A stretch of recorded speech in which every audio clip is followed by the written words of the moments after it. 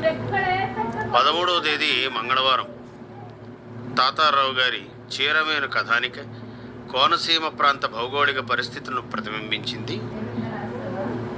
కథేతి వృత్తం కంటే ఆ ప్రాంతంలో దొరికే చేపల గురించి ఎక్కువగా చెప్పినట్టుంది. తర్వాత భక్తి సంగీతంలో దేవకి గారి 2 పాటలు రాగయుక్తంగా ఉన్నాయి. జాతీయ వార్తల సమయం మారినందువల్ల పుష్పాంజలి పాటలు వినిపించలేదు. ఇదే కొనసాగుతుందంటారా అని వారి ప్రశ్న. రామచంద్రరావు గారు రావులపాలెం.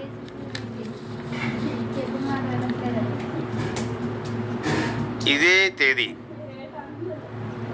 ఈ నెల 13 మంగళవారం ఉదయం రెంటాల శ్రీ వెంకటేశ్వరరావు గారి వ్యాఖ్యానంలో చింతన విన్నాం, చాలా బాగుంది, ధన్యవాదాలు అని కర్ణాటక రాష్ట్రం చిన్న తిరుపతి నుంచి శ్యామల ప్రకాష్, అశ్విని, ఆనంద్, మాన్విత్ రాస్తున్నారు. సిరాప్ శ్రీనివాసరావు, అలవేల మంగమ్మ, శిరీష, శంకర్రావు, శ్యామ్, శౌర్య శృంగవరపుకోట నుండి రాస్తున్నారు. నమస్కారం అండి. 14వ తేదీని గిరిసీమల్లో ఉత్తరాంధ్ర జానపదుల జీవన విధానం, తెగలు, ఆచారాలు చాలా బాగా చెప్పారు. బద్రి కూర్మారావు గారు మంచి వివరణ ఇచ్చారు.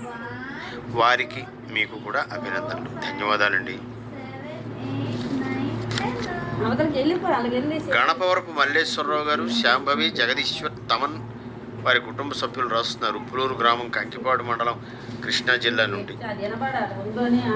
ఆదివారం 11వ తారీఖు మొన్న ఉదయం 7 గంటల 20 నిమిషాలకు లేఖావళి విన్నాం. శ్రోతల అభిప్రాయాలు చదివిన తీరు మాకు నచ్చింది, చదివిన వారికి ధన్యవాదాలు. సర్దార్ కాకారెడ్డి హాస్యనాటిక చాలా బాగుంది. 16 ఉదయం 6:30కి చింతనలో అబూబాకర్ గారి సూక్తులు, సజ్జనుల సహవాసం మన గుణాలు పెంచుతాయని చెప్పడం బాగుంది, సదా అనుసరణీయం. పొలాల్లో సమగ్ర పోషక విలువల గురించి కూడా పుష్కలమైన వివరణ ఇచ్చారు. పచ్చిరొట్ట ఎరువుల గురించి.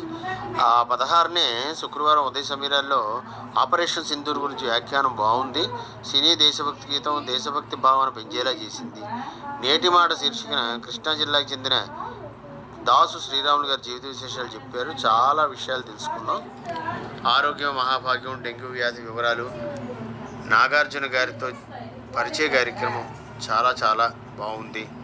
వ్యాధి పట్ల చక్కటి అవగాహన కలిగేలా ఉంది, ధన్యవాదాలు. గాంధీ మార్గం కూడా బాగుంది అని తమ ఆనందాన్ని వ్యక్తం చేస్తున్నారు. వివరణాత్మకంగా రాశారు, చాలా సంతోషం అండి, ధన్యవాదాలు. ఈ లేఖ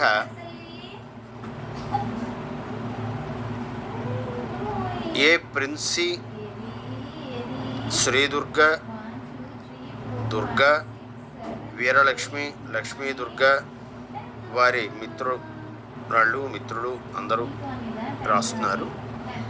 ప్రసారాలన్నీ బాగుంటున్నాయండి.